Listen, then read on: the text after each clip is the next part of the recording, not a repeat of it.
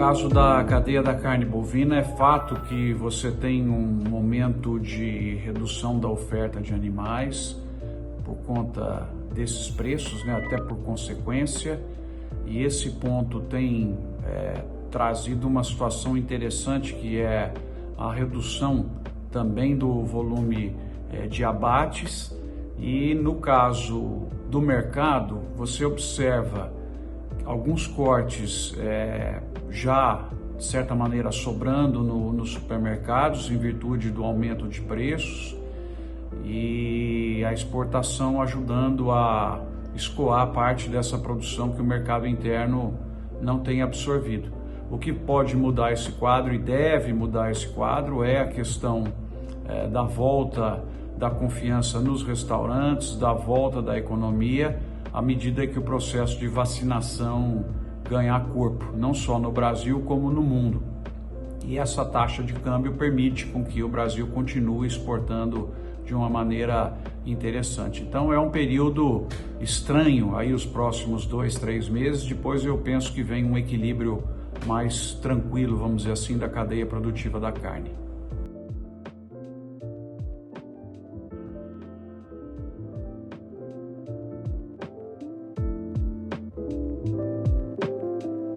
A questão do barril do petróleo é algo também que está surpreendendo todo mundo. Ninguém esperava que ele fosse passar dos $60 o barril, ainda mais com a pandemia ainda impactando, né?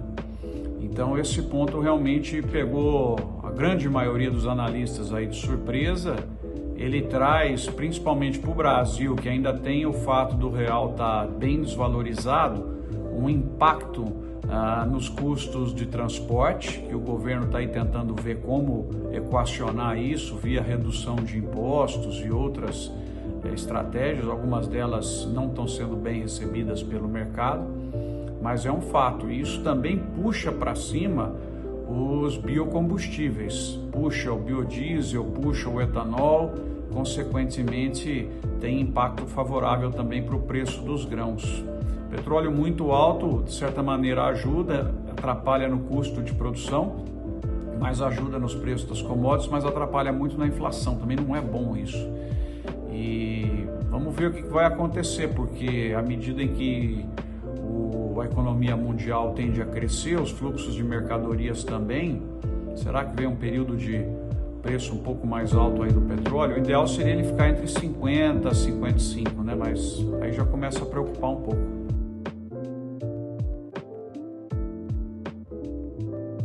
Uma das coisas que o Brasil mais acertou até hoje, mundialmente, é na política de biocombustíveis.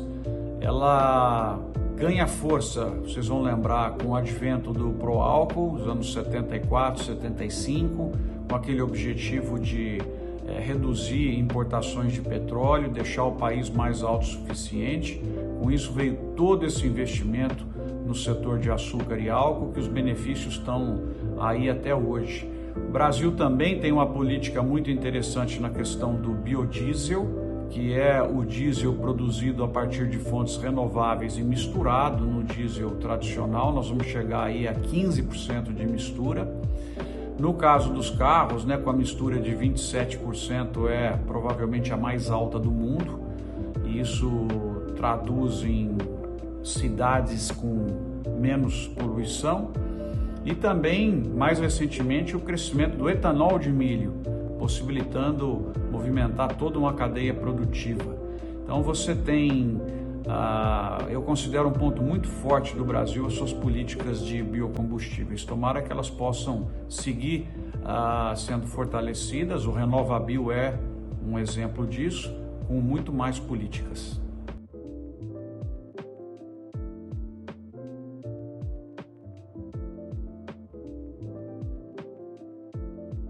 No caso da soja, apesar do crescimento que nós tivemos na produção, o consumo vem crescendo também de forma bastante grande, tem déficit que vai ter que consumir um pouco de estoques, né? E nesse momento a safra brasileira vem sendo colhida com relativo atraso. Os estoques, como eu já disse, caíram no Brasil, caíram nos Estados Unidos, o apetite chinês continua. E agora vem o principal ponto que nós temos que olhar é quanto que os americanos serão capazes de plantar e se eles terão algum tipo de evento climático.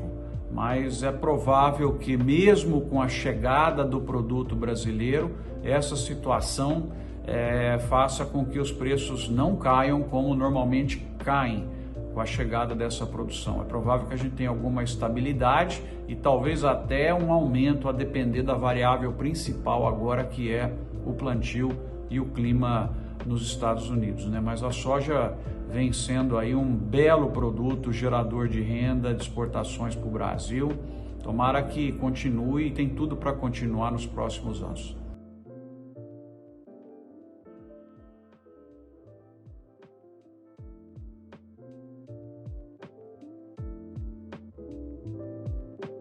Tem um indicador muito interessante da FAO, que é da ONU, né? Organização das Nações Unidas, que é o Food Price Index, que mede os preços das principais commodities. Ele está no nível mais alto dos últimos 5, 6 anos, que mostra que as commodities alimentares subiram de preços em termos reais nesses últimos, principalmente 12 meses. Talvez estejamos perante um ciclo de bons preços das commodities no mundo que tende a beneficiar os países produtores, entre eles o Brasil. Esse ciclo vem de, provavelmente, demanda superando a oferta. Então o que acontece? O preço sobe, aí você tem um estímulo de produzir por causa de ter um preço melhor, e aí a oferta vem e encosta na demanda, trazendo equilíbrio outra vez. Só que, mais uma vez, esse movimento é muito bom para o Brasil, porque ele cria oportunidades. E nós também temos que olhar a questão da inflação de alimentos e ver aonde que nas cadeias produtivas pode ser feita uma atuação, principalmente na questão de logística, na questão de custos de transação, na questão tributária, né, na questão de eficiência, redução de desperdícios, tudo isso daí para você tentar trazer os preços para baixo. Então essa é um pouco a agenda, mas para o Brasil um momento bem positivo.